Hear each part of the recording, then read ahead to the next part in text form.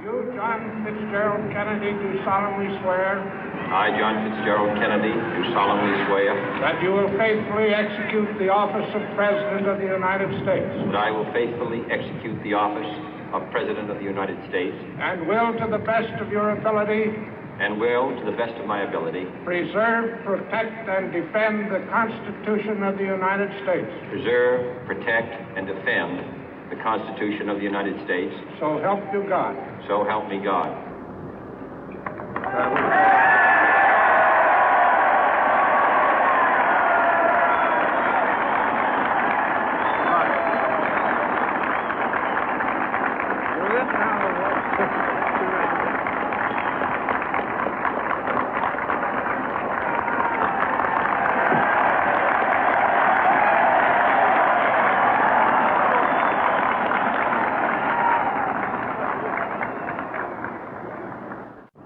Vice President Johnson, Mr. Speaker, Mr. Chief Justice, President Eisenhower, Vice President Nixon, President Truman, Reverend clergy, fellow citizens. We observe today not a victory of party, but a celebration of freedom, symbolizing an end as well as a beginning, signifying renewal as well as change. For I have sworn before you and Almighty God the same solemn oath our forebears prescribed nearly a century and 3/4 ago. The world is very different now, for man holds in his mortal hands the power to abolish all forms of human poverty and all forms of human life. And yet the same revolutionary beliefs for which our forebears fought are still at issue around the globe. The belief that the rights of man come not from the generosity of the state, but from the hand of God. We dare not forget today that we are the heirs of that first revolution.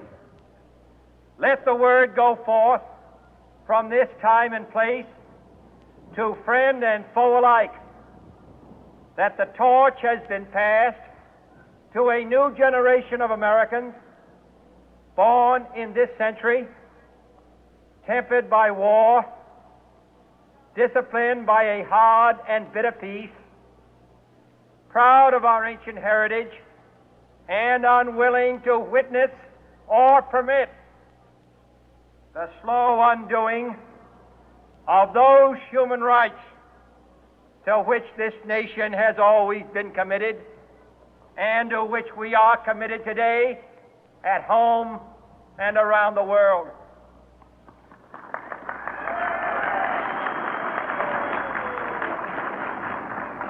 Let every nation know, whether it wishes us well or ill, that we shall pay any price, bear any burden, meet any hardship, support any friend, oppose any foe to assure the survival and the success of liberty.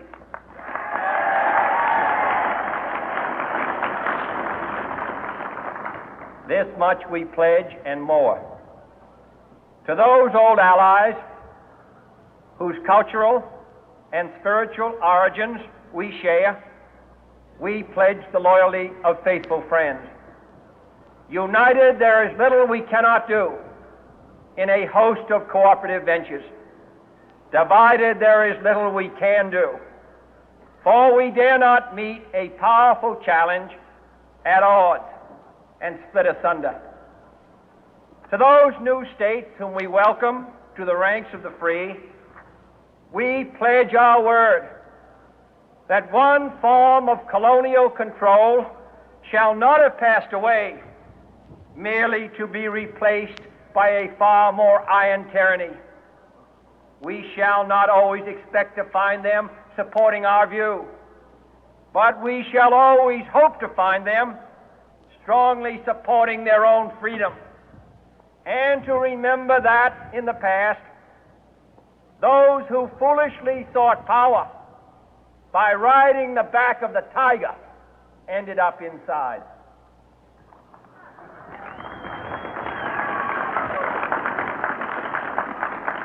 To those people in the huts and villages of half the globe struggling to break the bonds of mass misery, we pledge our best efforts to help them help themselves for whatever period is required, not because the communists may be doing it, not because we seek their votes, but because it is right. If a free society cannot help the many who are poor, it cannot save the few who are rich.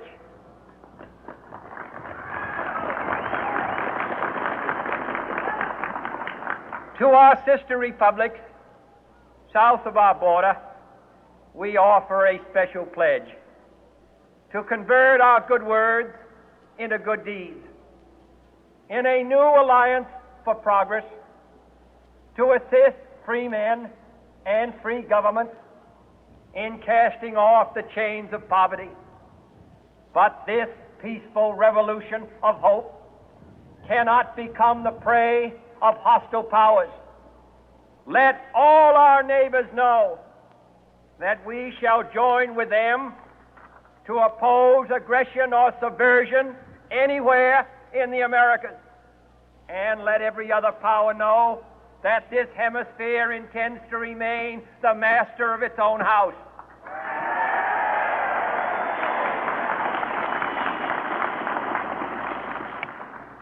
To that World Assembly of Sovereign States, the United Nations, our last best hope